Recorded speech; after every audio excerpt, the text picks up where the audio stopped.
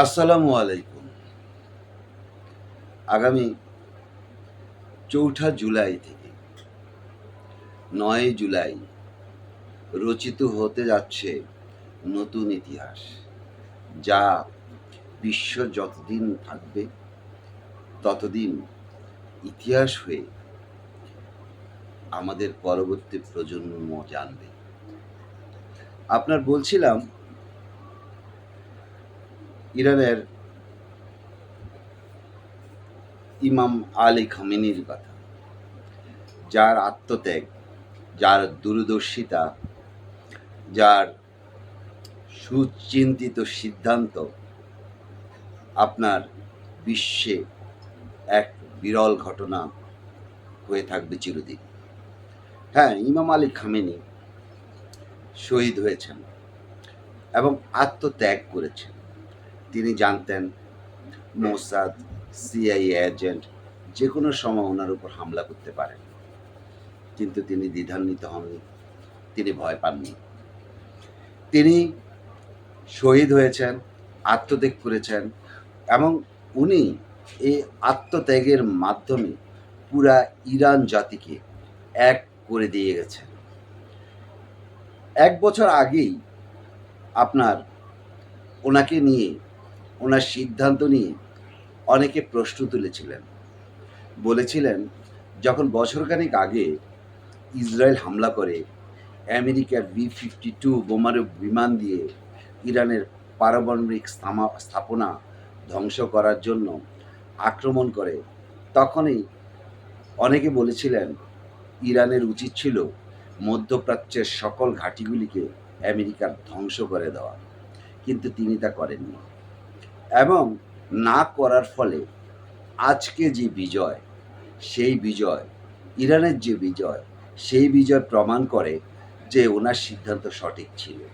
অর্থাৎ ইরান আরও প্রস্তুতি নিয়েছে, আরও জেনেছে, আরও বুঝেছে এবং উনি যে মোজাইক ডিফেন্স সিস্টেম ইরানে প্রতিষ্ঠা করে গেছেন, এ এক অভিনব কৌশল, সামরিক কৌশল। তিনি ইরানকে ৩১টা ভাগে ভাগ করে প্রত্যেককে স্বতন্ত্রভাবে সামরিক নির্দেশনা দিয়ে রেখেছিলেন এবং যাই পরবর্তীতে আজকে ইরানের বিজয়ে ভূমিকা রেখেছে।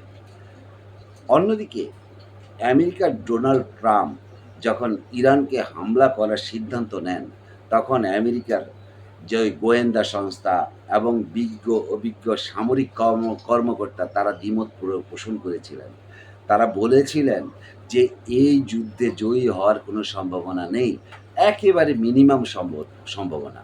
এবং এর কারণে পরবর্তীতেও আমি দেখেছি আমেরিকার জীবনে প্রথম যে এতদল, যা প্রায় 40 হতে 60 জন জেনারেলকে চাকরিচ্যুত করা হয়, অনেক গোয়েন্দা সংস্থার লোককে চাকরিচ্যুত করা হয়। এমন একটা যুদ্ধে, এই যুদ্ধ অবস্থায় এমন ধরে সামরিক কর্মকর্তাদেরকে আপনার চাকরিচ্যুত করার ঘটনা আমেরিকার ইতিহাসে বিরল এবং বিশ্বের ইতিহাসেও বিরল এবং এটাও একটা ইতিহাস হয়ে থাকবে। তো এখন দেখা যাক যে আমরা অনেকে ইরানের বিজয়কে বিভিন্নভাবে দেখছি। অর্থাৎ ইরান $৩০০ বিলিয়ন পাবে, ইরানের জব্দকৃত অর্থ $২৪ বিলিয়ন চুক্তির সাথে, সাথে পেয়ে যাবে।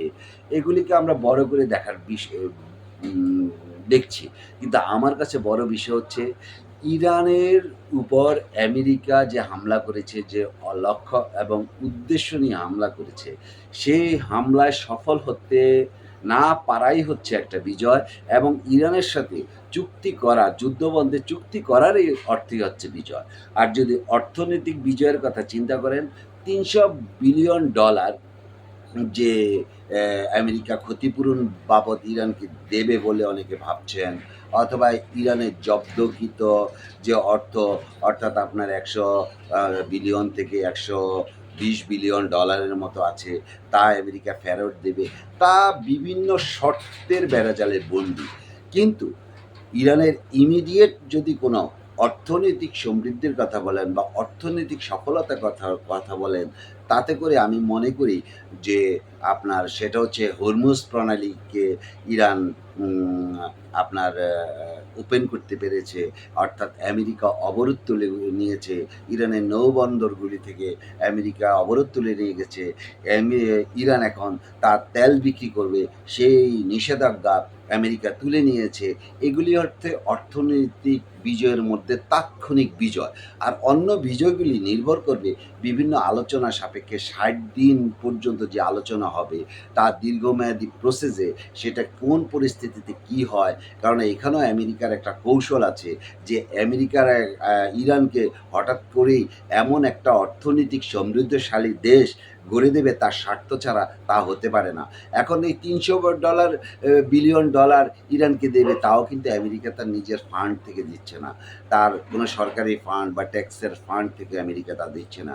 বিশ্বের বড়, বড় কোম্পানিগুলি এই $৩০০ বিলিয়ন ইরানে ভবিষ্যতে বিনিয়োগ করবে ধীরে, ধীরে, এবং সে যে অবকাঠামো কত ক্ষতি হয়েছে ইরানের, যে সেই অবকাঠামো উন্নয়নে, রাস্তাঘাট উন্নয়নে, শিল্প কলকারখানা প্রতিষ্ঠার ক্ষেত্রে বড়, বড় কোম্পানিগুলি তা বিনিয়োগ করবে। একটা বিশাল অর্থ। কিন্তু আমি বলতে চাচ্ছি যে যত কিছু অর্থনৈতিক বিজয়ের ক্ষেত্রে, ভূ রাজনীতির ক্ষেত্রে, পৃথিবীর তে প্রভাব যে বলয় আছে, সেই বলয়ের ভাঙ্গার ক্ষেত্রে, অথবা সেই বলয়ে নিজেকে ইরান যে প্রতিষ্ঠিত করেছে একটা শক্তি হিসাবে, এটা ইরানের একটা বড় বিজয় বলে আমি মনে করি। অন্যদিকে আমি এখনও মনে করি না ইরানের যুদ্ধ শেষ হয়ে গেছে। আপাতত আমেরিকার সাথে বিরাট একটা সংঘাত থেমেছে, কিন্তু ইসরায়েলের সাথে আপনার এই সংঘাত থামবে বলে আমার কাছে মনে হয় না।